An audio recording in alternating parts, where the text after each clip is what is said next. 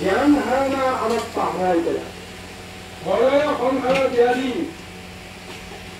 সংসাৰৰ সমস্ত ৰোগ তাপ বিষয় এই সমস্তবিলাক আপোনাৰ আপুনি আমাৰ মনৰ পৰা আঁতৰাই লৈ যায় আৰু লগে লগে আমাৰ বৈকুণ্ঠলৈ যিটো ৰাস্তা, য'ত কোনো কুণ্ঠা নাই, য'ত কোনো দুখ নাই, কষ্ট নাই, বেজাৰ নাই, সেই মহা আনন্দময় ৰসময় পৰি বৈকুণ্ঠলৈ আমাৰ একচিত্ত মনে আমাৰ সত্তাক, মনৰ সত্তাটোক আগুৱাই লৈ যাব পাৰে।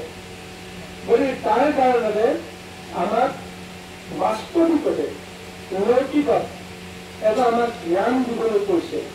গোবিন্দ ৰজাই যেনেকৈ নিজৰ ৰাজ্যখন, নিজৰ পুত্ৰকে, পৰিবাৰকে আদি কৰি বিষয়ৰ সমস্ত সংসাৰখনত অসাৰ দেখিলে এটা সময়ত, আমিও এটা সময়ত আমি সংসাৰখনত এই দৃষ্টিৰে চাব পাৰিব লাগিব।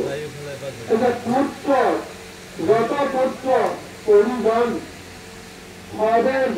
সদে নানা অকাৰণ চাৰে মানে সদান্ত সংসাৰ। এতিয়া আমি সাধাৰণতে কাৰ কাৰণে জীয়াই আছো? এইখন দুখৰ সংসাৰ জন্ম লাভ কৰাৰ পিছত প্ৰথমতে আমি মা দেউতাৰ কাৰণে জীয়াই আছো।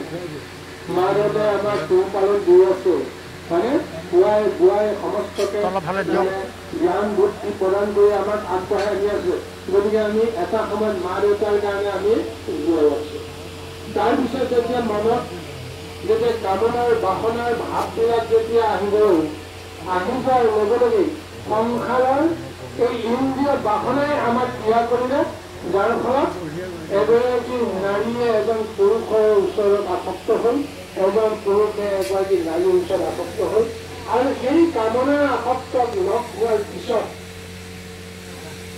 ভাগ্যৰ কাৰণে জীয়াই থকাৰ সপোন দেখা হ'ল, আৰু পুৰুষৰ কাৰণে বা স্বামীৰ কাৰণে জীয়াই থকাৰ সপোন দেখা হ'ল।